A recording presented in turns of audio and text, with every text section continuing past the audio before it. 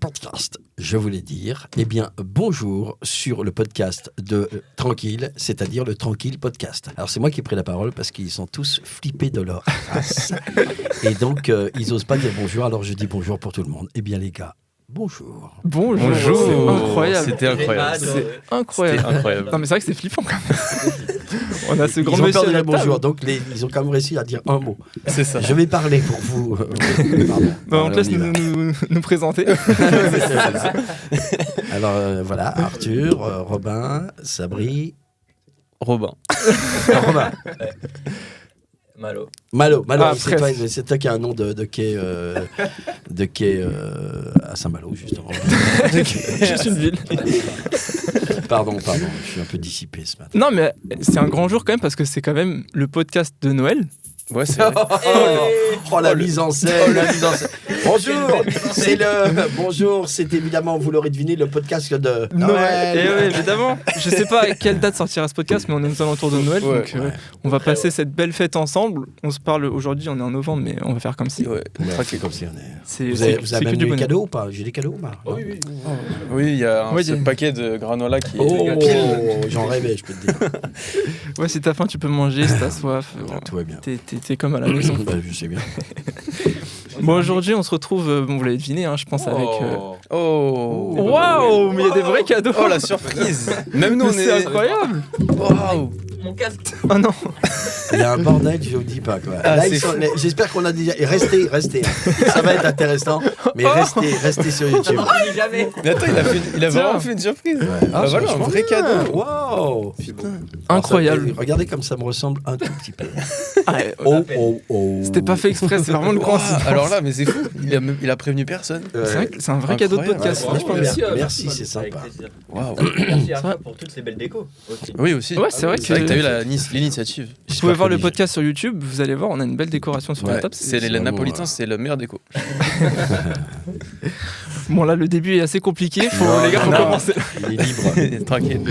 Ouais, donc aujourd'hui, on est avec quand même une grande voix de France qui a bercé nos enfances. Nos enfances, parce qu'on a plusieurs enfants Oui, chacun. c'est ça, chacun. Moi aussi j'en ai une. Ouais. Qui a bercé notre enfance, c'est plutôt fou. On est avec Padge. Est-ce qu'on dit Padge? Est-ce qu'on dit PADG? Non, on dit Padge. Alors les gens ils se posent la question pour certains. Les gens ils me connaissent plus sous le nom de Padge maintenant. Ouais. Mais pourquoi Padge? Parce que mon nom est un peu difficile, entre guillemets, et très long. C'est Pierre-Alain de Garrigue. Et en fait, le truc assez marrant, c'est que c'est arrivé quand les premiers temps du numérique avec les ordis, quand on a commencé à enregistrer en numérique. Oui, je pense que c'est ça. Et qu'il y avait des premières pistes sur Cubase, ou je ne sais plus quoi ce que c'était comme logiciel. Et les ingénieurs du son, au début, ils mettaient vraiment Pierre-Alain, la piste Pierre-Alain, la piste Isabelle. Et puis, il y a quelqu'un qui a dit, je vais mettre... Je sais qu'il y a quelqu'un qui a dit, mais je vais mettre PAG. Et puis quelqu'un un jour a fait Padge, et puis ensuite ça s'est vraiment décliné. Donc en fait on m'a appelé Padge, Padjos, Padjou, Padjounet, et c'est resté. Et maintenant, je vous montrerai, on pourra montrer ça tout à l'heure. D'ailleurs, je vous laisserai peut-être les photos parce que c'est assez marrant. Parce que maintenant, comme les gens me connaissent pas mal sous le nom de Padge, on a même fait des t-shirts à la con Ah ouais. avec le mot Padge. Il y a le t-shirt Jurassic Padge. C'est vrai que c'est un potentiel monstrueux de jeu de mots. Ah bah oui, je peux même... Puisqu'on est filmé, je vais vous le montrer, on est libre. On est libre ou pas? Bien sûr. Ah oui. Ouais. Donc voilà, vous avez quand même le... Je vais le montrer. Voilà, regarde. Jurassic Padge. Montre à la Magnifique. Je le montre à la caméra. Incroyable. Jurassic Padge. Avec la belle barbe. Incroyable. Et si vous aimez par exemple ACDC, si vous connaissez les t-shirts Oui. ACDC, vous avez le t-shirt PADG. Oh, Oh, génial. incroyable. Ça, j'adore. Très stylé. Voilà, c'est un peu autocentré, on est d'accord. Ouais, mais Non, mais Très t'as aussi le Yes We Padge de Barack Obama. Ah ouais. Vraiment. Voilà, je le Ça, montre. c'est une vraie marque. Alors pourquoi on a fait ça? Parce que mon équipe de ma boîte de prod sont des grands farceurs et tout ça, et on s'est dit, on va s'amuser là-dessus, et en rigolant. Et en fait, c'est pas encore sorti sur la boutique en ligne qui sera dans 2-3 mois. Mais comme je fais beaucoup de conventions de geeks, de Japan Expo, Paris Games Week et tout ça, et donc il y a des fans qui viennent et qui me disent j'en prends un et tout, c'est trop bien. T'as une cible déjà toute faite. Ah bah écoute, c'est sympa. Voilà, excusez-moi, je m'étends un peu, mais on est là pour ça. c'est parfait. En tout cas, on attend la boutique. J'ai intérêt que vous achetiez, je vous reviens. Pour notre t-shirt Padge, Ouais, Jurassic Padge. Non, bon, alors on va commencer doucement. Tu peux déjà nous donner un peu ta vie en général, comment tu as pu devenir aussi mythique dans l'inconscient. Comment t'écris mythique? Dans l'inconscient presque des gens, t'es dans notre quotidien et on s'en rend même plus compte en fait. En fait, bon, j'ai fait beaucoup d'interviews un petit peu qui résument ça, mais là, comme on a lu le temps, c'est ça qui est agréable, je peux expliquer. Ouais. Et en fait, je peux expliquer un truc, c'est qu'il y a beaucoup de gens qui ont des parcours un peu tracés du style... je veux être comédien, je deviens comédien et je suis repéré. Mais moi, absolument pas du tout. Je ne sais pas si vous ne connaissez pas du tout mon histoire, donc on va pouvoir la raconter. Ouais, j'ai un petit peu regardé... Prenez des notes, il y aura une interro à la fin. J'ai un peu regardé Wikipédia, mais bon, c'est vrai que c'est mieux oui, c'est résumé. Mais le truc, c'est que d'abord, il faut dire que... il y a toute une part de moi qui est très, comment dirais-je, intérieure. Ma mère était très, très douée médiumiquement. Tu vois, c'était un peu un médium, en fait. Moi, j'ai un petit peu ça, ma fille a un petit peu ça, sa mère aussi, c'est un peu étrange. Ce qui veut dire quoi? Ça veut dire que je suis assez familier du travail intérieur, de méditation, etc. Pourquoi je parle de ça? Parce que je me suis toujours trouvé au bon endroit, au bon moment, sans vraiment le vouloir. Mais je sais très bien, c'est une attitude intérieure qui fait que te trouver au bon endroit, au bon moment, je peux vous le dire pour vous aussi, qui allez faire avec votre boîte de prod, tout ce que vous allez faire dans votre vie, c'est un travail intérieur. Donc, comme j'ai travaillé très, très tôt dans mon attitude intérieure, qu'est-ce que ça veut dire l'attitude intérieure? Ça veut dire ne pas attendre que les choses soient établies comme j'imagine qu'elles soient établies pour me sentir bien, mais me sentir bien dans toute chose. C'est pas la même chose. Okay, ouais. Tu vois ce que je veux dire? Oui. C'est-à-dire que tu étais dans le métro comme ce matin, je me dis, c'est vraiment ça que je fais. Hein. C'est-à-dire, tu es dans le métro le matin et tu te dis, je vais voir la beauté des choses, quand même. Des gens bien habillés, même s'il y a de la pluie, même si les gens ne sourient pas du tout. Mais je veux dire, je vais essayer de trouver des trucs. Donc, je m'habitue mon cerveau à ça. Okay. Donc, en fait, tu te programmes ton GPS intérieur pour être ton radar. Il va se retrouver à un moment donné pour te faire correspondre à ça. Voilà. Donc, pourquoi je parle de ça? C'est important parce qu'on parle de ma préhistoire, je dirais, c'est un petit peu ça. Mais c'est ça un peu l'idée. Donc, qu'est-ce qui se passe? C'est-à-dire que, comme je dis, je me trouve toujours au bon endroit au bon moment. Mais plusieurs choses, il y a eu des dates clés ou des moments clés. La première, je suis dans un collège... Moi, je suis né au bord de l'océan, d'où ce look de surfeur improbable. Je suis un vrai surfeur. C'est vrai qu'on s'est cru à Biarritz quand t'es rentré. Exactement. On s'est pris une vague. Voilà. Non, mais je suis vraiment né à 300 mètres de l'océan, à mi-mise en plage, entre Bordeaux et Biarritz. Donc, moi, je suis vraiment là-bas. Et mes parents, ensuite, ont émigré à la frontière suisse. Et ensuite, j'ai été dans un collège à Dole, dans le Jura. Et dans ce collège-là, je suis dans la cour. Je suis en début de seconde. Et j'ai un de mes copains de ma classe qui me dit, au bout de 3 mois d'école, qui me dit, tu sais, je suis en cours de théâtre, cours que le prof de français, M. Guichard, a mis en place, et ça fait 3 mois qu'on est en train de répéter une pièce de boulevard, tu vois, le truc que tu peux faire dans les cours de théâtre. Et il y a un gars qui est malade, mais il a 3 répliques. Est-ce que tu voudrais venir? Moi, je ne suis pas du tout là-dedans, mais pas du tout. Ok.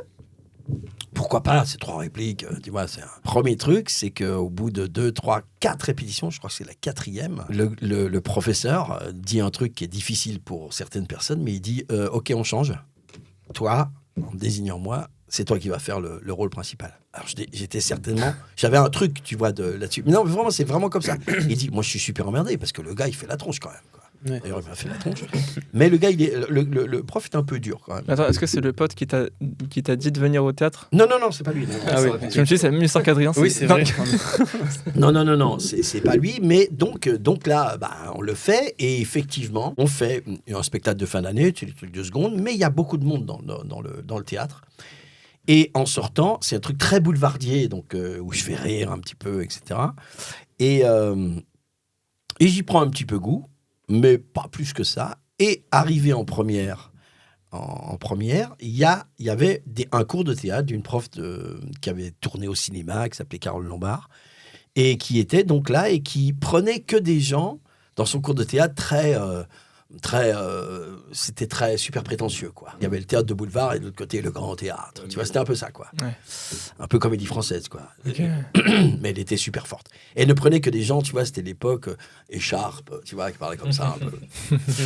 Et il me dit, et il me croise dans la cour, encore une fois la cour, et il me dit, alors, un peu frimeuse, mais du style, vous savez, je ne prends pas de gens habituellement. Oh là là. Oui, vraiment. Mais elle était géniale, je suis resté ami avec elle depuis des années. Et il me dit, je ne prends pas, mais est-ce que vous voudriez venir quand même dans mon cours? Donc, en fait, j'essaie d'être un peu plus rapide. Première terminale, je fais son cours et on fait des spectacles, des extraits de spectacles, vraiment. Et je sens que ça va. J'ai un truc. Oui, bien sûr. Il y a un truc naturel. Ouais, parce que t'étais pas timide en fait. Enfin, t'étais. Ah non, c'est pas une question de timidité, non.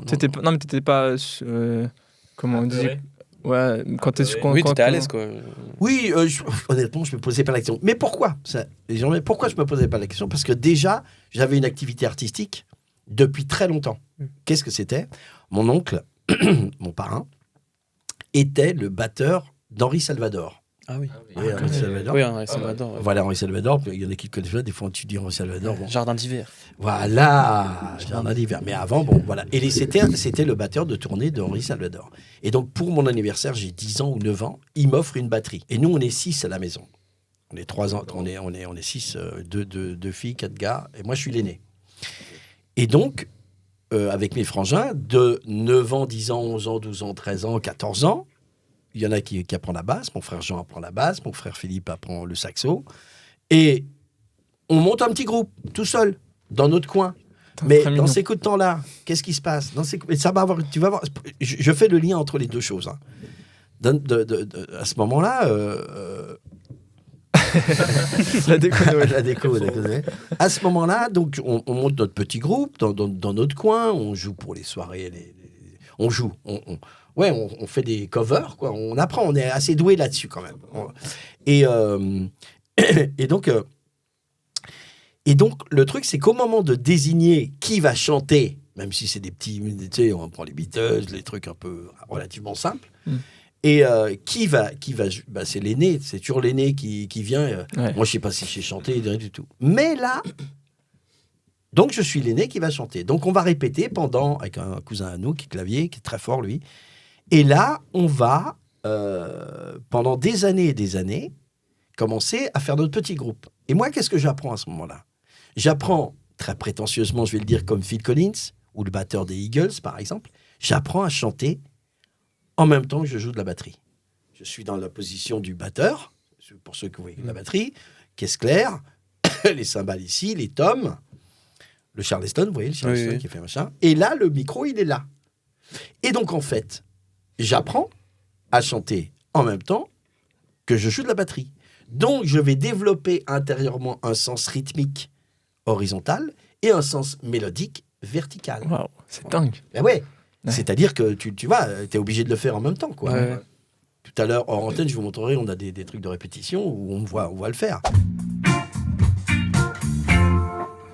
J'ai pas le regard de Spike Lee, j'ai pas le génie de De Vinci, j'ai pas les pieds sur terre, la patience de ma bonté, non j'ai pas ces choses-là. Donc, qu'est-ce que ça veut dire? C'est-à-dire que ce sens que je développe très rapidement, qu'est-ce qu'on demande à un comédien? On demande un sens rythmique et un sens mélodique. Si vous prenez comment joue Dieu, qui est Dieu? Louis de Funès. Louis de Funès, pour beaucoup, c'est Dieu. C'est-à-dire, c'est la perfection du jeu. Ouais. Ou je peux te prendre des Américains, mais c'est la perfection. Ce que fait Louis de Funès, qui est un grand musicien, c'est du free jazz. Il fait ça. C'est-à-dire qu'il a des ruptures, il a des rythmes. Et donc, c'est la maîtrise du rythme. Et moi, j'ai tout de suite maîtrisé, très rapidement, le rythme. Ok, donc on met ça, ce petit paquet-là, on le met de côté. Donc, cette formation. Et je continue. Ouais. Et je continue. À la fin de la terminale, on fait un spectacle. Et à la fin du spectacle, ce qui va aussi avoir une importance, vous allez voir, même si c'est long, hein, je raconte tout. Hein, puisque pas de problème. Plaisir. Et donc, à la fin du spectacle, il y a un réalisateur de FR3, de France 3 à l'époque, je ne sais plus, FR3 on disait, bon, et qui vient, il dit, je voudrais bien tourner un court-métrage. Ce qui va avoir aussi une importance, parce que c'est la première fois que je vais me trouver face à une caméra. Autre chose. Ça se passe. Oui, c'est autre C'est chose. autre chose. Je suis à l'aise, c'est cool. Le sujet n'est pas très intéressant, mais je sais que je l'ai déjà fait. Ce qui va avoir à un moment donné une importance. Vous allez voir. Ok, on est là. Là, j'étais assez bon. J'étais nullissime en maths. Alors que tu peux pas m'entuber sur un contrat maintenant. et donc, je n'aimais pas du tout les maths. On était très fort chez nous en français, etc. Et donc, je vais sur la licence de philo, agrég de philo. Donc, j'ai la licence et je suis un rat de bibliothèque. Je connais très bien. En plus, le côté, ce que disait Milieu de ma mère, nous met sur des écrits un petit peu. Donc, je connais plutôt bien. Et donc, à un moment donné, après la licence, je suis là et je dis à mes parents, je dois avoir 22 ans. Oui, 22 ans. Et je dis à mes parents, excusez-moi, mais j'en ai marre d'aller... j'en ai marre de... Il faut que je prenne un break. Et donc, ils me disent, OK, fais-toi une année sabbatique. Mes parents, ils étaient extraordinaires. Fais-toi une année sabbatique. L'année sabbatique, elle a duré donc plus de 50 ans quand même. Hein. Et dans cette année sabbatique, il faut savoir que mes journées, je décide d'écrire un bouquin. Donc mes journées, mon père est médecin de campagne. Je me lève en même temps que lui, 5h30 à peu près, c'est à peu près mon rythme du matin. Je me lève avec lui, petit café, on discute. Ensuite, je vais écrire toute la matinée. Et l'après-midi, je travaille ma batterie parce que déjà, j'intègre des groupes locaux de l'Est de la France. Ah oui. Donc, tu vois, je développe un côté écriture et un côté culturel, je dirais, qui va aussi avoir une importance après, et la musique. Et donc, je fais le bouquin pendant presque 2 ans quand même, 2 ans de boulot. Je fais un gros pavé et tout. J'en ai marre au bout d'un moment, parce que quand tu es en train d'écrire un livre, donc tu es vraiment autocentré, tu es très, très concentré. Et puis après, quand tu fais de la musique, tu es très excentré. Je veux dire, tu as une autre forme de concentration, mais tu es avec les autres, etc. Et donc, à un moment donné, à ce moment-là, j'ai 23, enfin 22, 23. Je suis là, je fais mon bouquin, j'envoie à des éditeurs et je reçois une réponse des éditions du Seuil, qui sont à Paris, rue Jacob. Grosse maison d'édition. Je me dis, waouh, super. Et là, je monte pour la première fois à Paris. Et on va me proposer un contrat. Quand je viens pour rencontrer les patrons de chez Seuil, je me rappelle ouvrir la porte et je me vois une table un peu plus grande que ça. Et autour de la table, 5 personnes, moyenne d'âge entre 600 et 800 ans, tu vois. Ouais, très vieille personne. Ouais. Et moi, je suis là, et ils me disent, oh, on était intéressés. Et là, ils me disent, on vous propose un contrat, mais un contrat, écoute bien, de 2 livres et demi. Je comprends rien à ce qu'ils disent. 2 livres et demi. 2 livres et demi. Parce qu'à l'époque, les maisons d'édition, ils faisaient des bouquins, mais en même temps, ils faisaient ce qu'on appelle des nouvelles. Ils faisaient une fois tous les 6 mois, ils faisaient un truc. Donc, tu devais participer. En fait, ils me proposaient, ils me disaient, on est intéressés, mais il faut que vous signiez un contrat comme quoi, sur les 5 ans qui vont venir, c'était vraiment ça. Vous nous faites 2 livres et demi. Ah, ok. Et moi, je me vois leur dire, je vous jure, c'est vrai, je vois leur dire du style, les mecs, ils sont over-vieux, quoi. Et je leur dis, non. Non, mais alors j'ai de la personnalité là-dessus. Hein. Je dis, non, moi, excusez-moi. Alors, je me rappelle avoir dit, mais excusez-moi, moi, je suis un musicien, musicos, j'ai 23 ans. Moi, ce qui m'intéresse, c'est la musique et les filles. Vraiment, je leur dis ça, tu vois. Ouais. Bah, je vais dire, maintenant, c'est bon, c'est fait. Je repars pas dans la soute. Tu vois, surtout que si tu avais un sentiment de solitude et que tu n'étais pas bien pendant que tu c'est exactement ça. Je dis, mais pour moi, c'était c'est bon, quoi. Et donc, je dis non, croyant que d'autres allaient me proposer, et ce qui n'est pas arrivé, etc. Donc, je n'ai pas sorti le bouquin. Alors, j'ai sorti un bouquin il y a 1 an, donc ça, c'est un autre. Mais j'ai pas sorti le bouquin, et heureusement. Et en fait, là, il y a eu une période... J'y arrive, hein, on va y arriver, vous inquiétez pas, c'est direct. Mais c'est intéressant d'avoir, encore une fois, cette préhistoire du truc pour bien comprendre. C'est la construction. La genèse, la genèse, parce que quand tu dis ça, les gens ils font, ah ouais, je comprends quand même plusieurs trucs. Ouais. Et donc, et là, le Seuil, qui m'avait bien aimé quand même mon écriture, me disent, OK, vous ne faites pas de contrat, on a compris pourquoi, parce que vous n'allez pas y retourner, puis de toute façon, on ne va pas prendre de risques. Mais par contre, on vous envoie dans différents endroits pour écrire sur des choses. Donc, je suis parti 8 mois sur un bateau de pêche au large du Groenland pour raconter une saison de pêche, ce qui n'a pas été simple, machin. Je me suis vraiment fait chier. Et parce qu'au bout de 3 semaines sur un bateau-usine, t'as tout dit. Ouais, t'as fait le tour. T'as fait le tour. Et donc, c'était dur. Et après, je suis parti dans le désert pour un bouquin sur le désert pendant 3 mois. Et ça m'a aussi vu si j'étais aventurier ou pas, si je me débrouillais dans certains trucs. Et en rentrant de tout ça, je prends la décision avec mes parents. Je dis OK. Et j'avais déjà un groupe dans l'Est. Et on dit OK. Et je vais continuer. Je monte à Paris. Donc, monter à Paris, je la fais courte, etc. Monter à Paris. On a le groupe. Mais on a un groupe de 7. Parce qu'il y a beaucoup de monde. C'est beaucoup. C'est beaucoup. Et à l'époque, les mecs, il y avait une boîte qui s'appelle WA, qui n'existe plus, je crois. Maintenant, c'est Sony, maintenant, je pense. Et qui veut nous signer. Et en face, il y a je ne sais plus comment s'appelle le chanteur, David Coven. Vous n'avez pas connu David Coven. Ou qui a fait un hit. Mais il disait, on ne sait pas si on va signer ce gars-là ou vous. Et en fait, ils se sont dit, les groupes, ça perdure jamais, etc. Donc, en fait, on ne signe pas, etc. Et tous les autres partent, et moi, je reste à Paris. Ah. OK. Donc, je reste à Paris. Donc, je suis musicien à Paris. Musicien. Et donc, je fais des petits boulots de musicien. C'est l'époque aussi, quand même, un peu difficile, où c'est les années 82, 3, dans ces eaux-là. Au niveau des batteries, c'est les premières batteries électroniques de Daube. Tu vois, genre, excuse-moi de dire pour ceux qui aiment Indochine, mais la batterie d'Indochine, tu vois. Enfin, un truc innommable, où il n'y a rien à faire, quoi. Et donc, je me retrouve à être un musicien à la fois de studio et à la fois de télé. À l'époque, vous n'avez pas connu ça, mais il y avait que 3 ou 4 chaînes, pas plus. Hein. Il y avait 3 chaînes. Et sur ces 3 chaînes, toute la semaine, il y avait des émissions d'entertainment, mais vous êtes trop jeune pour ça, mais le lundi, il y avait Patrick Sabatier, il y avait Foucault le mardi, on préparait Michel Drucker, Star 90, je faisais De Chavannes, c'était encore l'après-midi, parce qu'il y avait toujours besoin de batteurs, que ça soit en playback, pour faire les émissions. Donc, je me trouve dans ce truc-là. Et donc, je rencontre des gens, les gens savent que... Et en même temps, je chante.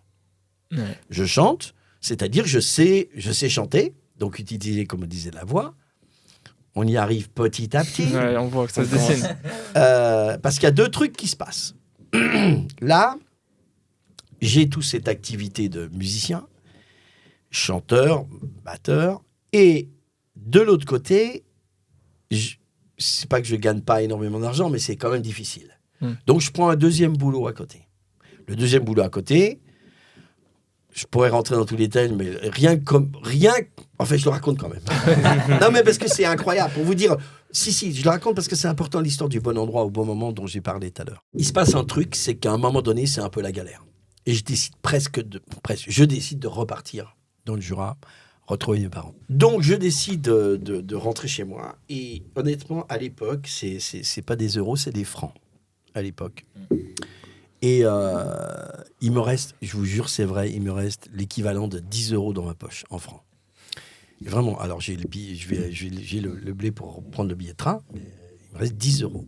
Et il est 10 heures du matin, et moi j'aime bien le café, et je réfléchis, je me dis, alors, si je veux manger à midi, puisque si je pars, c'est le soir, si je veux manger à midi, là, l'équivalence que j'ai, soit je me prends un café, soit je mange. Soit à midi, je me prends un burger, c'est le début du burger, mais je prends pas la grande frite. Tu vois, la réflexion, elle est vraiment là.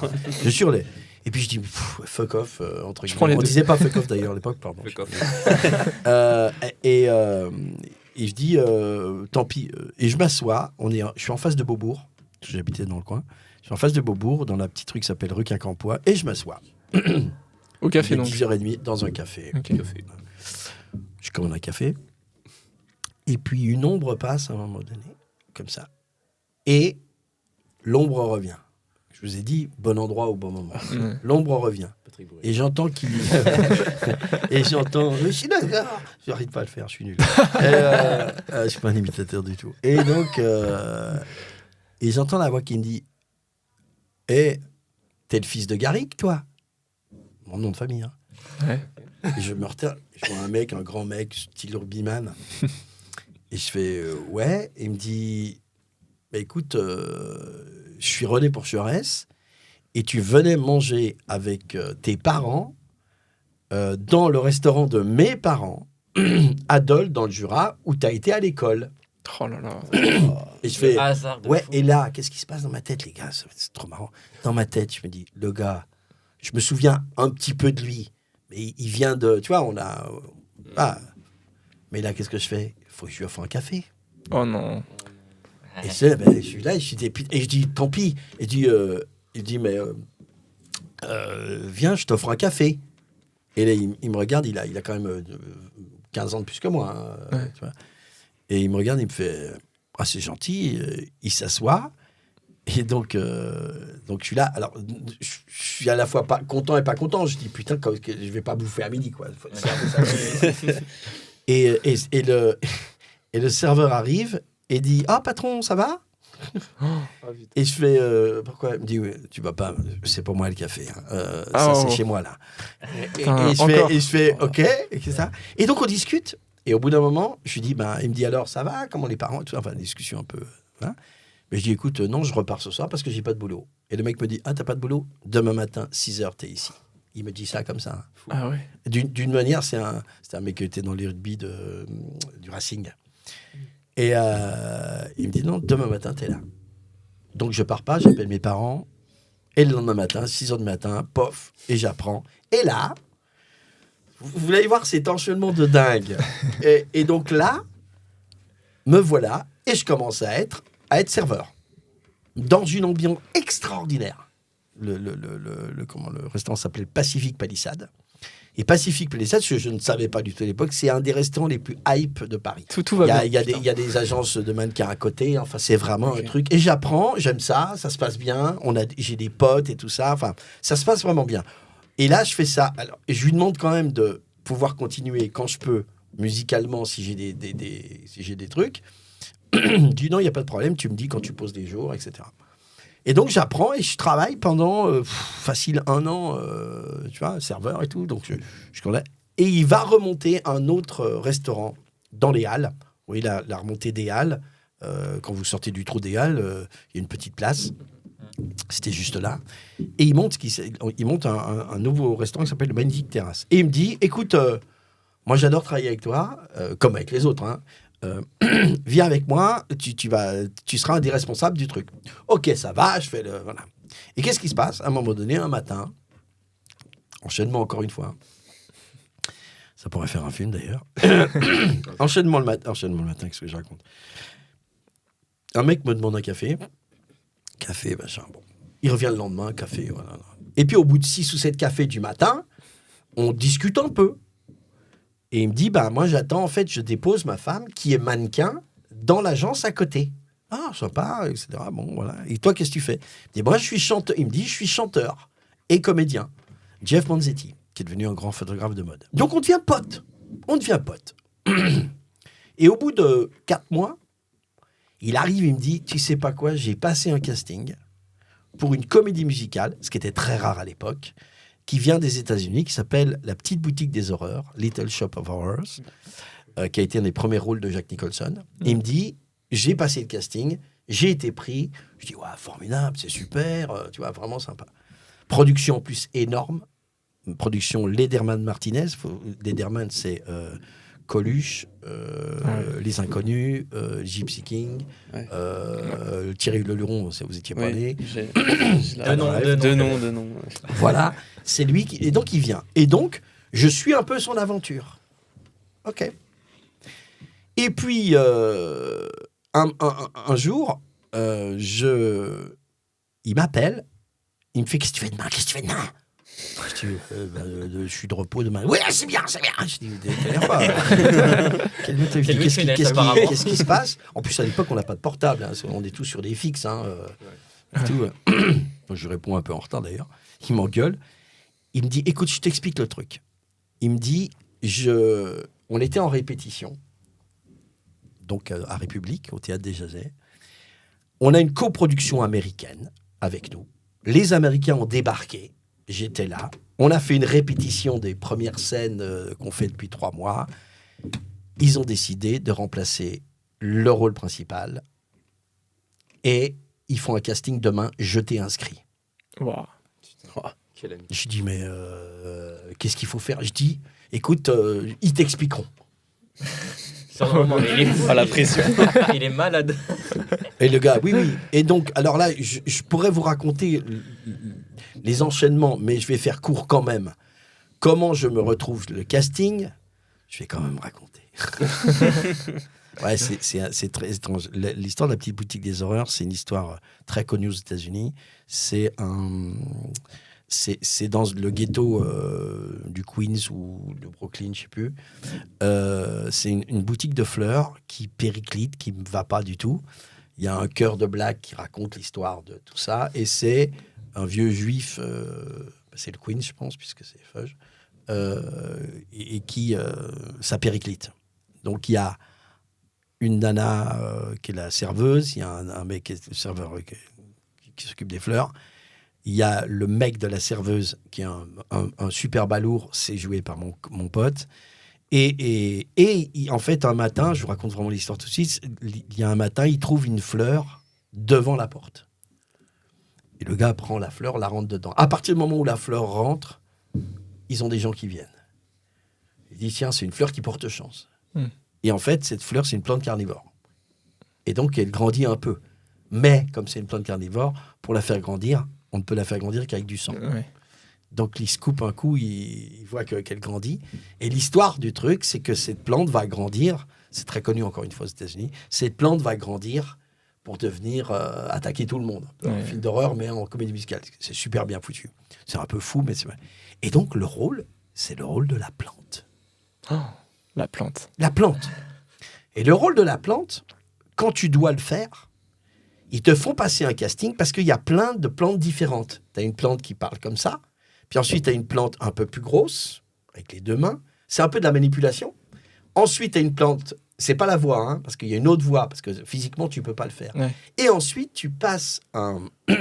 C'est marrant de raconter ça parce que ça me remet dedans. Et donc, le casting, t'arrives, il y a, je sais pas, 70 personnes pour faire le truc. Sur le casting? Ouais, enfin, 50, je sais plus combien. Enfin, il y a du monde. Beaucoup, Ouais. Et moi, je vois mon nom, et moi, j'arrive à 8h le matin, et mon nom, il est vers midi. Qu'est-ce que je vais foutre? Je suis à République, je vais prendre un café à côté, je vais prendre machin, tu vas voir le truc incroyable. À l'époque, je buvais des diabolomantes. Je fais des diabolomantes. Et donc, je vais, et puis, à un moment donné, je fais passer le temps, il est 11h moins, enfin, je sens que je vais passer vers midi, il est 11h20. J'ai pris des diabolomantes, etc. Et là, je m'assois, il reste 6-7 mecs avant moi. Et j'attends. Et puis à un moment donné, j'ai envie de faire pipi, putain. J'ai envie de faire pipi. Encore une fois, je répète, c'est des précisions, mais c'est juste dingue comment ça se met en place. J'ai envie de faire pipi. Et j'appellerais ça des synchronicités. Et donc, j'ai envie de faire pipi. Et j'avise le régisseur qui est là. Et je dis, excusez-moi, est-ce que je peux aller aux toilettes? Et il me dit, je suis embêté. Parce que les toilettes là sont en réfection, juste celles qui sont là. Alors ce que je fais, je me permets, mais faites pas de bruit, vous passez derrière la scène et il y a les chiottes des pompiers. Mais de l'autre côté, il y a les gros rideaux, faites pas de bruit parce qu'il y a la scène. Ok. Donc, je passe derrière, j'entends qu'ils sont en train de faire le casting, et je vais faire pipi, et je reviens. Et là, mu par je ne sais quel instinct, je m'arrête et je regarde. Et là, le casting, qu'est-ce que c'est? Le casting, c'est imaginer que cette table, un peu par terre, est surélevée un petit peu, comme ça, et à l'intérieur, on enferme le gars qui va faire la plante dans une sorte de bouche de requin, tu vois, une bouche de requin, une plante, t'imagines la plante carnivore comme ça, tu vois. Ouais. Et en fait, on l'enferme. Donc cette partie-là, qui est la partie de la bouche supérieure, avec des dents ici, avec un truc ici, et ici, l'autre partie, tu ouvres la bouche comme ça. Ok, Bonjour. OK, on est d'accord. Et donc, le casting, c'est une scène où c'est la première fois que le gars de la boutique s'aperçoit que la plante parle et qu'il va lui demander à manger. Et on passe une musique qui est déjà préenregistrée où elle chante et donc la plante doit chanter en même temps. La musique, c'est « J'ai faim, j'ai faim, donne-moi à manger, c'est mou, j'ai faim. » Tu vois, des trucs comme ça. Okay.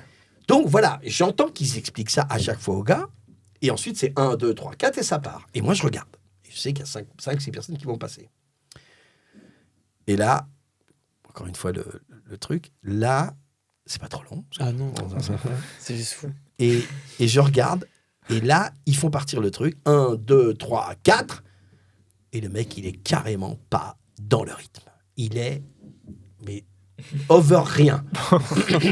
J'ai Je dis, moi, je suis batteur, je vais y arriver, quoi. Ouais, t'as le rythme. Okay. Oui, non, mais je vais y arriver. Je dis, là, le gars, il est nul. J'attends, un autre passe. Nul. J'attends un troisième, nul. Mais là, tout d'un coup, je dis, attends, il y a un truc qui est bizarre. C'est pas possible d'être aussi nul que ça. Et là, je comprends. Je comprends, merci encore une fois le côté un peu médiumnique, je comprends que vu la difficulté de bouger, tu peux pas être en rythme. Ouais, c'est ça. Quand tu l'entends, c'est déjà tard. passé. Ouais, c'est trop tard. C'est trop tard, Arthur, c'est exactement ça. Et là, mon cerveau, c'est pour ça que je m'en souviens, mon cerveau fait « Oh putain, vas-y ». Donc, je vais pas partir sur 1, 2, 3, 4. Je vais partir sur le 3. Une seconde d'avance. 1, 2, 3. Alors, mais par contre, il faut que je l'enregistre. C'est pour ça que je m'en souviens encore. Donc, en fait, et je vois la tronche que ça a et tout. Donc, en fait, j'en vois encore 2. Je comprends. Dans ma tête, je répète. Et j'attends. Et c'est mon tour. Et les mecs, ils m'expliquent un petit peu en américain, un petit peu en français. Let me regulate myself. Et j'arrive, c'est mon tour. Je fais semblant, bien sûr, de ne pas savoir. Mais j'ai des tips que je vais mettre en place. Et là, je m'explose le truc. C'est-à-dire que je suis vraiment comme ça, et je pars. 1, 2, 3, et sur le 3, et j'avais vu qu'il ne bougeait pas beaucoup. Mais c'était vraiment... Et je me suis dit, si je fais des trucs un peu too much, la plante, elle va vraiment vivre. Ouais. Donc, je fais mon truc. Puis, ils avaient raccourci. Hein, c'était pas 2 minutes 30 de trucs. C'est vraiment le début et la fin avec les batteries qui font... Tu vois. Okay. Et donc, je fais le truc à la fin. Je fais exactement... Je suis explosé. Et à la fin, je fais vraiment... Comme ça. Et à ce moment-là, je tords les barres, tu vois, qui sont là, pour avoir un truc qui fait, tu vois, un peu comme ça. Ouais. Et puis, je secoue comme si je rigolais, tu vois. Genre... Et là, j'entends les mecs qui font Great, yes, good. Mais moi, je suis explosé. Je suis explosé. Je suis comme ça, tu vois. Bah ouais. Et donc voilà. Donc ils me sortent de là, ils voient bien, ils ont l'air contents. Mais moi, je sais pas où j'en suis. Et je vous raconte vraiment tout comment ça s'est passé. Et donc, parce que ça va avoir aussi une importance incroyable après. Et donc, je suis là, on me dit rien de plus que ça, on me félicite, mais je suis pas censé savoir que les autres ont merdé. Donc déjà, ils peuvent dire, bah, on dit bien à tout le monde. Mais je sais quand même, j'ai réussi un petit truc parce que j'avais un truc en plus, quoi. Ça peut faire le titre d'un film, ça. Un petit truc en plus. Pas mal. Le hasard en plus. On avait l'acteur. La synchronicité. Et donc, et je suis là. Et le metteur en scène dit, j'appellerai, parce que j'ai plus de... À l'époque, je suis chez Jeff. Enfin bon, on s'en fout des trucs. C'est lui qui va recevoir le truc comme quoi je suis pris ou pas pris. Okay. Ouais, donc je suis chez lui. Hein. Il avait son adresse mail. Non, il n'y a pas de mail. Et donc on attend. Et cet enfoiré, je me rappellerai toujours...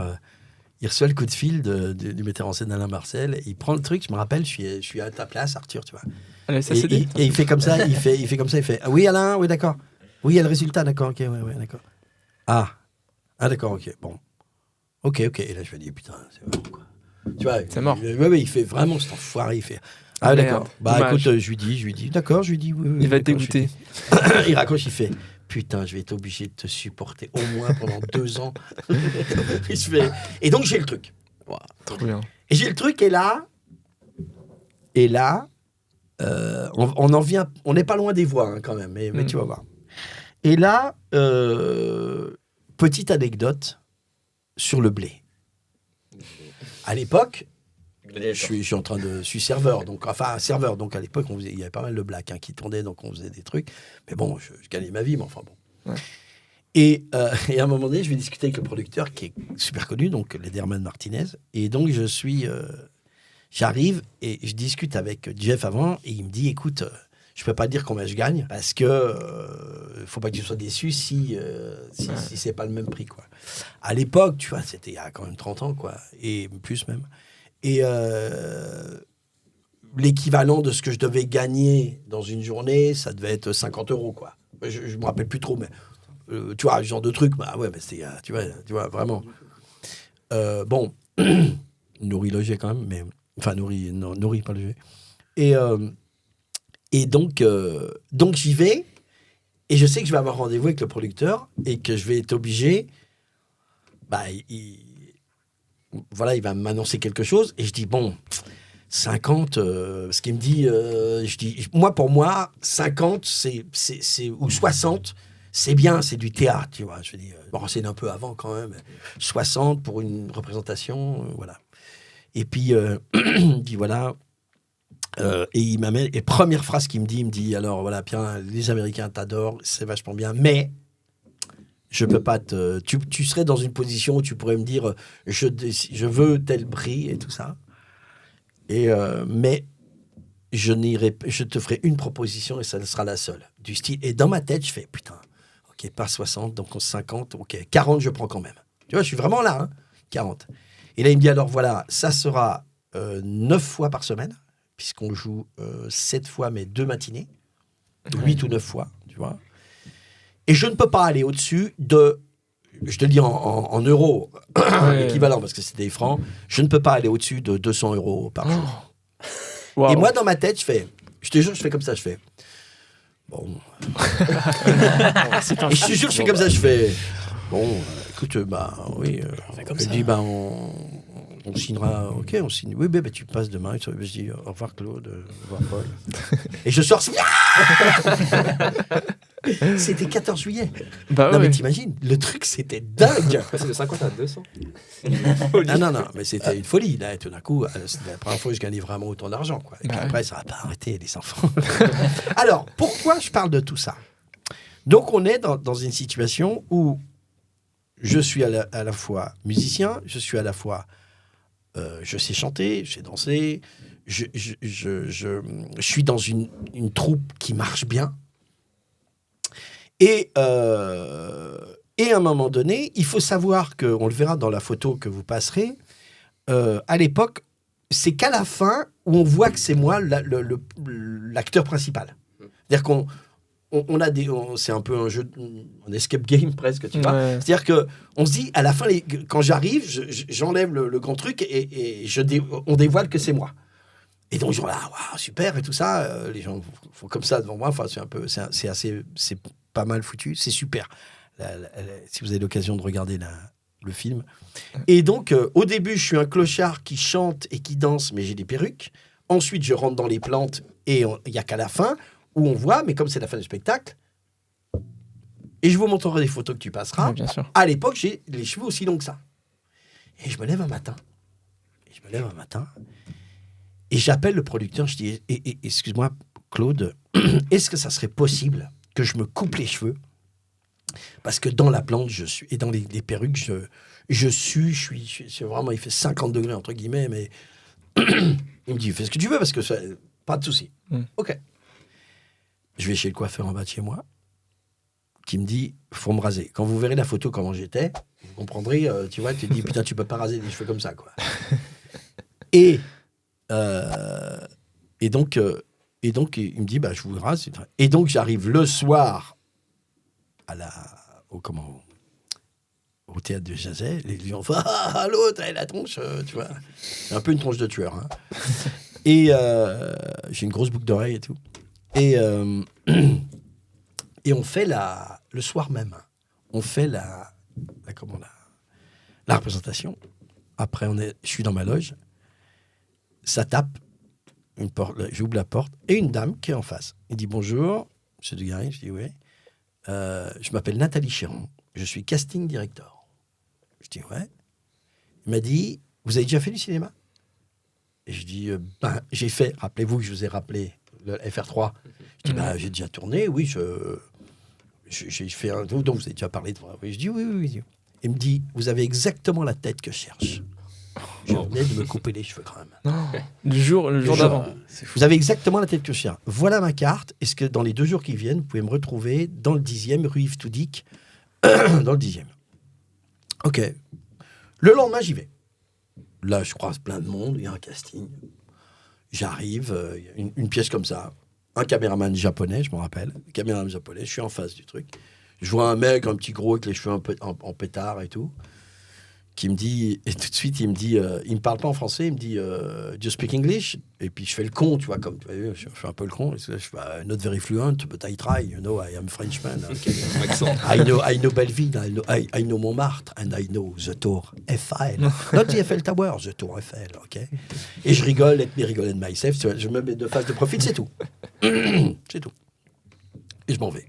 Ça n'a pas beaucoup d'importance pour moi. À l'époque, par contre, la comédie musicale est citée pour les victoires de la musique. C'était les premières victoires de la musique. C'est pas nous qui avons gagné, mais on a chanté ce soir-là. Sur scène. On a chanté sur scène et tout. Ouais, c'était incroyable. Bon.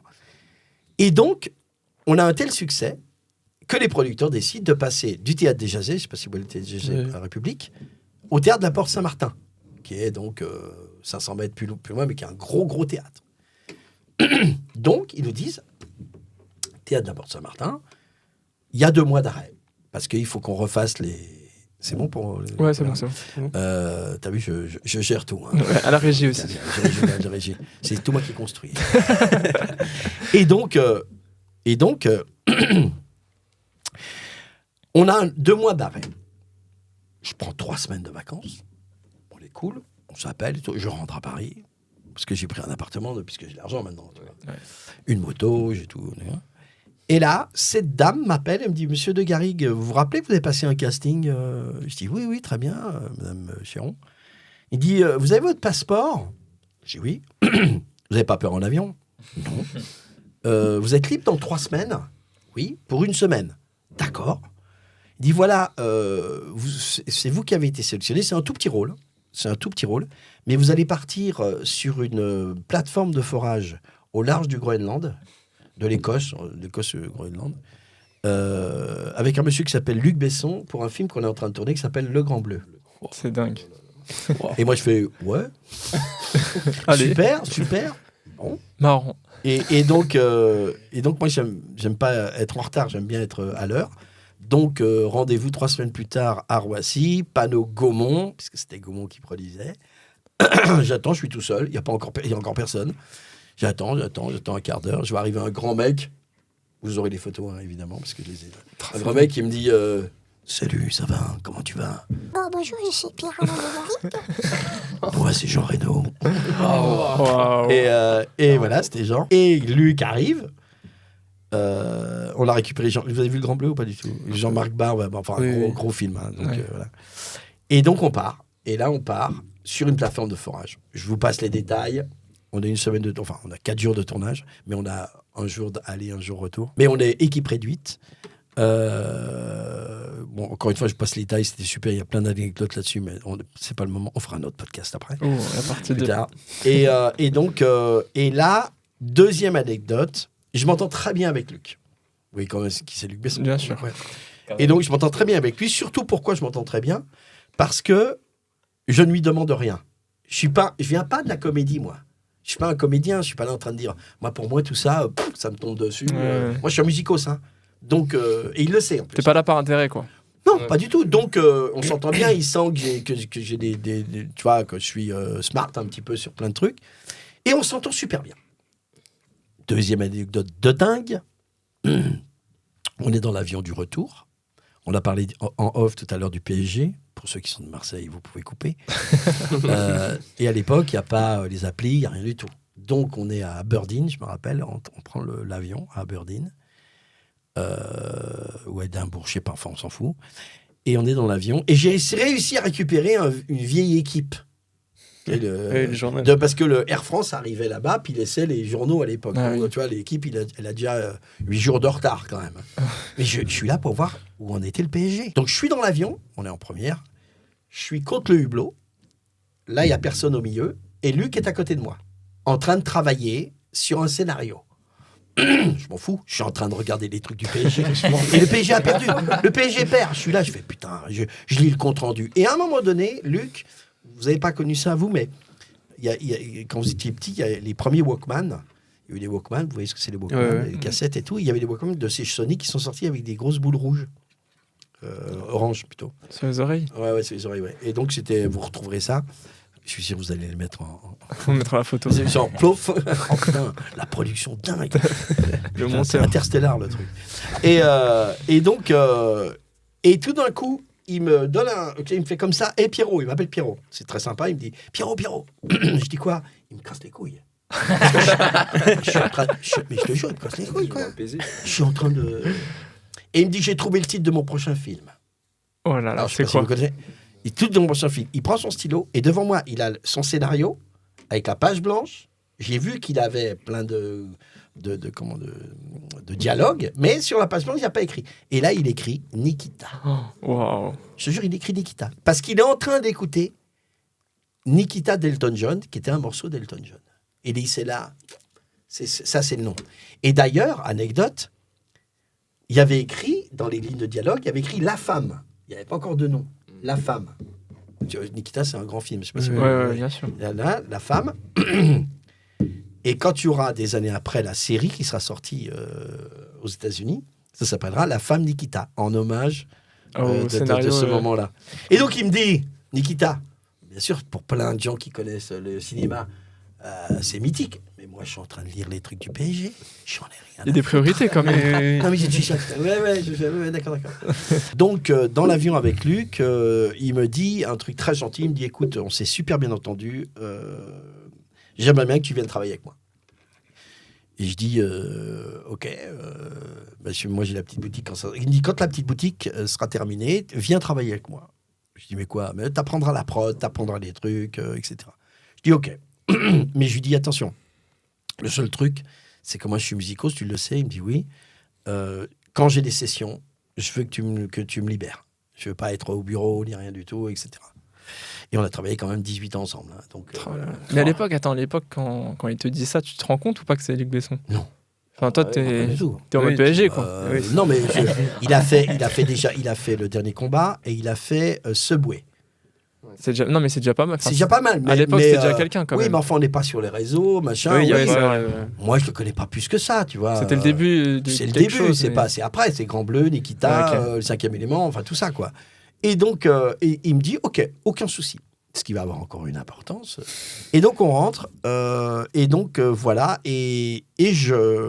Donc là, ce qui va se passer, c'est que je vais, sans rentrer trop dans les détails, je rentre vraiment dans la prod avec Luc.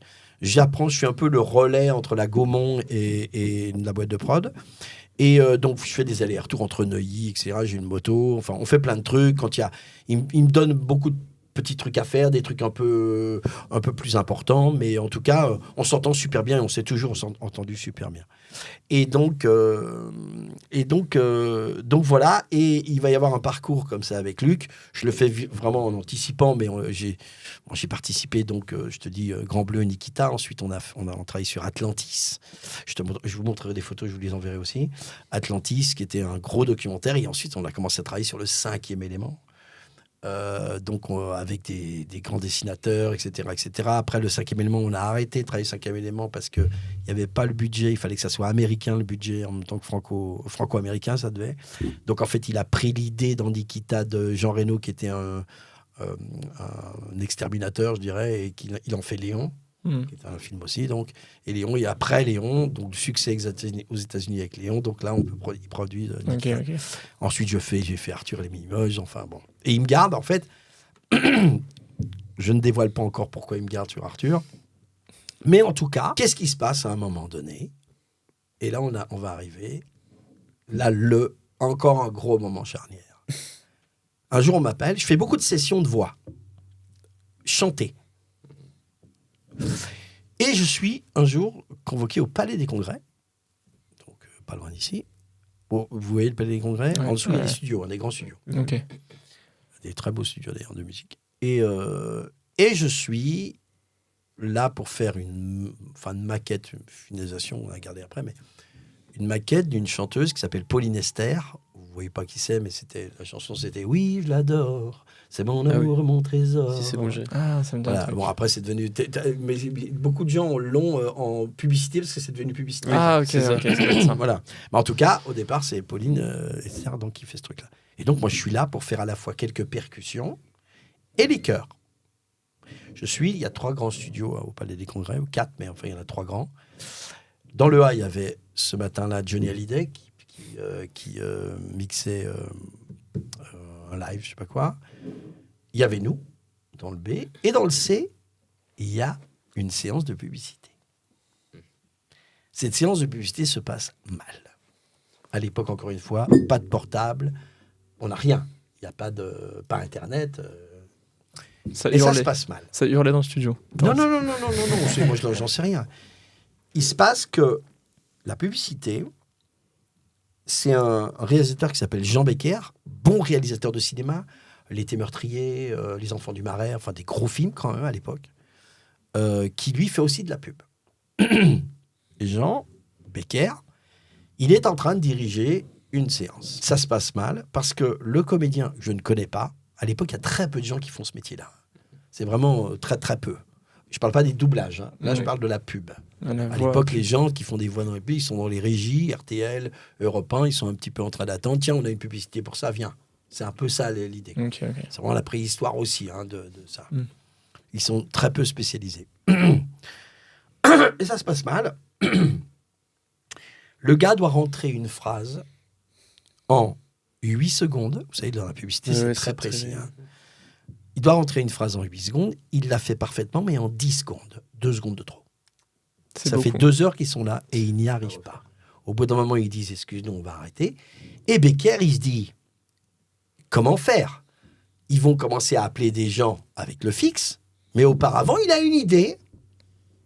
Je vais aller voir dans les studios à côté. Johnny peut faire la voix. Non, mais en plus, c'est marrant parce qu'on va le croiser juste en sortant d'ailleurs. Il va dans le desk, lui dit non, il y a Johnny dans le A. Donc, mais il y a une séance dans le.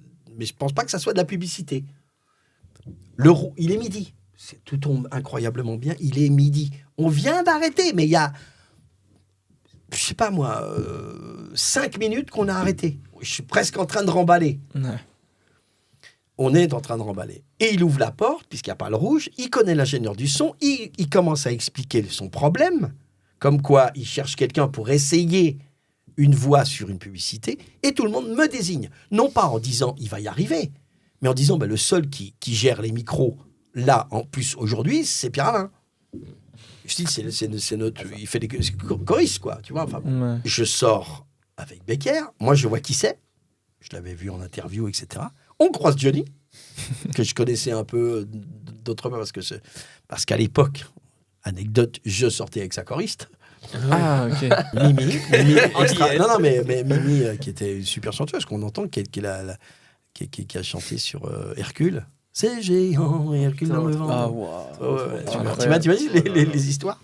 Et à qui on est toujours copains, d'ailleurs. Et même ma fille dit, chaque fois qu'elle voit Mimi, elle dit « Ah, ça aurait pu être ma mère !» Et donc, Mimi Félixine, grande chanteuse que j'adore. Et donc, on croise Johnny, etc. Et donc, il me dit, Jean Becker me dit « Dis donc, Pierre-Alain, donc tu t'appelles ?» Je dis « Ouais. Est-ce que tu as déjà fait ce qu'on te demande ?» Je dis « Monsieur Becker, je ne sais même pas de quoi vous me parlez. Je ne sais pas. » La porte s'ouvre. Là, je découvre devant moi ce que je verrai pendant 40 ans. Des publicités angoissées. Et ils me mettent devant le pupitre et ils m'expliquent qu'il faut faire la phrase que je viens de voir en 8 secondes au lieu de 10 secondes. Ils m'expliquent tout. Et je regarde la phrase et en anticipation J'invente une phrase en anticipation. Non, c'est pas vrai. Mais c'est comme si j'aurais pu dire « Oh putain de ta race ». La phrase à dire, c'était une publicité, vous avez peut-être entendu ça, ou vos parents, c'était une publicité pour la Juste Sèche de Justin Bridoux. Wow. La phrase à dire, je vais vous la refaire. La phrase à dire en 8 secondes, attention. C'était la Juste Sèche de Justin Bridoux. Une saucisse sèche sachant sécher doit sécher sans s'assécher. Elle est sèche juste sèche, la Juste Sèche de Justin qui, la Juste Sèche de Justin qui, la Juste Sèche de Justin Bridoux. Oh, quel enfer. Quel enfer. Et donc, qu'est-ce qui se passe? J'essaye, je me plante. Ça marche pas. J'essaye, je me plante. J'essaye, je me plante. Là, les mecs, ils sont plus avec moi. Ils sont déjà partis. Ils sont plus là. Sauf qu'il se passe un truc, je vous ai parlé, c'est important, du côté un peu médiumnique ou des voix qui te parlent des fois. Mais vraiment, c'est comme ça chez moi. Et là, j'ai ma voix intérieure qui me dit, c'est pas comme ça qu'il faut faire. Je te jure, hein, c'est pas comme ça qu'il faut faire. Et quelque part, je ferme les yeux. D'ailleurs, Becker, il m'a dit, je t'ai vu entre guillemets, te transformer, te relever un petit peu. Et je lui dis, et la voix dans ma tête me dit, ne t'occupe pas des voyelles, occupe-toi que des consonnes. Le L, pas le E. Le L, pas le A, la Juste Sèche. Le A, le J, c'est bon. Le U, trop petit. Le S, trop petit. T, c'est bon. Le E, laisse tomber. Tu vois? Comme si c'était, pour ceux qui sont musiciens, soit des croches, soit des doubles croches, que tu vois, ton cerveau le voit. C'est comme si mon cerveau me disait, occupe-toi de tes attaques, de tes consonnes, de tes consonnes, mais ton cerveau fera le reste avec les voyelles. Et là, je dis avec Becker, je peux essayer quelque chose? Je suis comme ça. Hein. Et là, il me balance le truc. C'est en analogique à l'époque, hein, donc t'es pas avec un truc. Il faut que ça revienne et que ça parte. Et je le fais, et j'arrive à ça. Et là, les mecs font comme ça, vraiment. Et la deuxième, je suis parfait dedans. Je suis parfait dedans. Et là, les mecs, au lieu de faire Becker, au lieu de faire waouh, super, il fait pas ça. Il me regarde dans les yeux, il fait toi, tu viens tout de suite avec moi. Il me dit ça, je me rappelle toute ma vie, il dit ça. Et je dis, monsieur Becker, excusez-moi, mais j'ai quand même une batterie à Angers, des percussions. Non. Il me dit, ok, je te donne mon adresse de la production à Neuilly. Pardon, je m'excuse. La production à Neuilly, viens demain pour signer ton contrat. J'ai dit, quel contrat? Il me dit, là, la phrase que tu as fait, je vais la mettre sur 3 films. C'est toi qui fais ça? Ah bon? Et je m'en vais. Entre-temps, je devais manger avec Luc Besson. Et j'appelle parce que j'étais en retard. Et je dis à Becker, oui, au fait, je peux utiliser votre téléphone fixe là parce que je dois appeler la prod Besson. Ah, t'es un copain de Besson et tout ça, je le connais très bien. Je dis, je dois l'appeler. Ok, j'appelle Luc, je t'explique un petit peu. Je vais avoir du retard pour bouffer, etc. Il prend le truc, ils se connaissent. Et Becker dit, attends, ton gars là, c'est qui? Non mais je veux dire, machin, il a fait un truc, bon. Et voilà, et je vais manger avec Luc. Et Luc est très... il me dit, tu devrais réfléchir à ça quand même, parce que c'est quand même fou, quoi. Je vous passe les détails. Le lendemain, je vais à Neuilly, j'arrive à la boîte de prod, BBD, Becker Berthaud Dumas, et j'arrive, donc je suis accueilli vachement bien, je vois bien que les gens me regardent en disant, ah ouais, c'est lui le gars qui a réussi le truc. Je suis en face, comme si j'étais en face de toi, tu vois, et là, il me donne un contrat. Mais moi, j'ai des contrats. À l'époque, je vous ai dit, je gagne bien ma vie quand même, mais quand je suis en chœur, c'est moins que le théâtre. On est à l'équivalent, c'est encore des francs, mais l'équivalent de 150 € pour une séance de 3 heures. C'est à peu près ça. Okay. C'était plutôt bien payé, mais pas non plus. Et donc, je me rappelle lire le contrat. Il me dit, voilà, tu dois le lire quand même. Donc, je vois qu'il y a déjà, parce que j'avais laissé mes numéros de sécurité sociale et tout ça. Et je vois écrire rémunération. Et je lis et je fais... C'est mon numéro de sécurité sociale. L'équivalent, c'était... Puisque la pub, à l'époque, ça gagnait beaucoup d'argent. L'équivalent, j'étais entre 6 et 7 000 €. Oh, wow. Là, sur un truc, j'avais fait 8 secondes. Ah ouais. Non, mais c'était ça. Hein. Et donc, voilà. Et là, je continue le truc. Et on va bientôt... On en est Et là, tu vas pouvoir me poser ensuite. Vous allez pouvoir me poser cette question parce que on arrive à la fin de ce long cheminement, très long. Si vous n'êtes pas endormi, merci. Non, il y a tout le monde là. Et donc, je suis en train de signer. T'imagines encore, c'est dingue. Et son téléphone sonne. Prends le téléphone. Ouais, qu'est-ce que tu fais maintenant? Je dis ok, je t'embarque avec moi. C'était comme ça. Comme ça, t'embarques avec moi. T'as 2 heures là? Je dis oui, j'ai pas de. C'est bon, c'est prévu que je sois jamais mon après-midi et tout. Il m'embarque. Rue, tu vois, j'ai quand même une grosse mémoire moi. Rue Morizet à Boulogne. Chez Hugh & Rubicam, qui est une grosse agence de pub. Grosse. Un peu plus petite que la vôtre, mais une grosse agence. Ouais, ça, je suis pas sûr. Quand même. Tranquille, on est tranquille.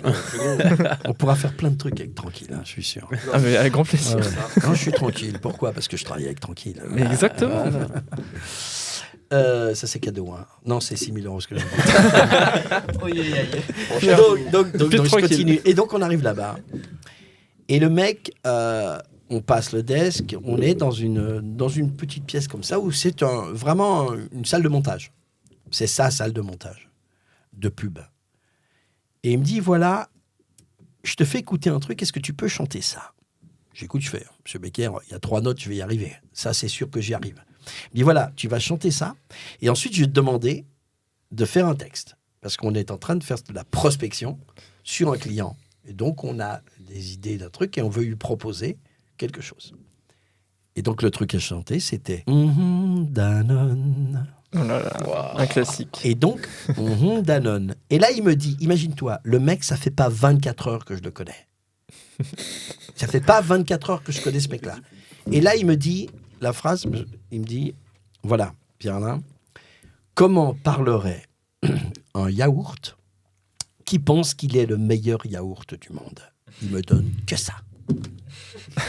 En me disant, mais il me donne quelques petites indications, mais rien. Du style, c'est ce qu'il a dit après à Luc et à Naudi. Il me dit, c'est comme si il savait que j'étais fait pour ça. Et je me rappelle, et là tu me demandais si j'avais peur, tout ça, mais j'ai pas peur. C'est comme si cette information, elle venait directement.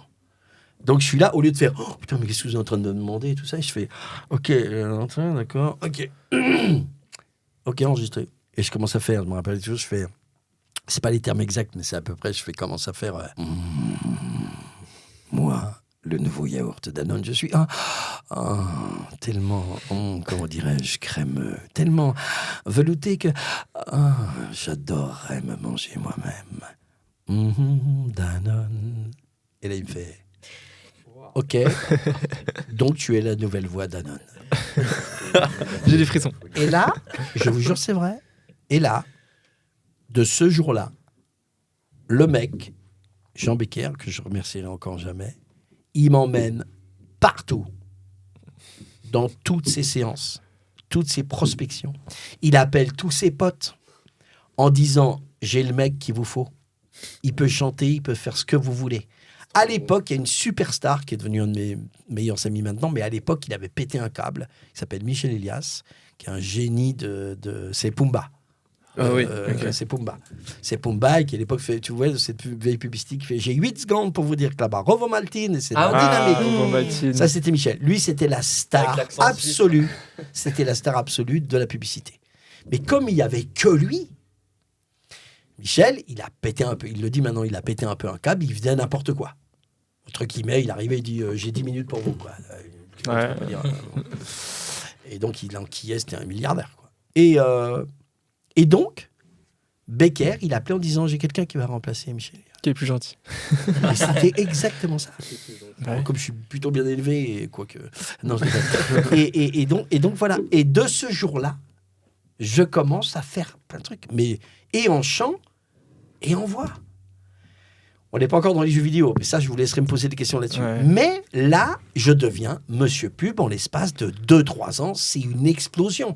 Donc, au niveau des chants, j'enregistre « Le soleil vient de se lever, encore une belle journée, la miricorée ».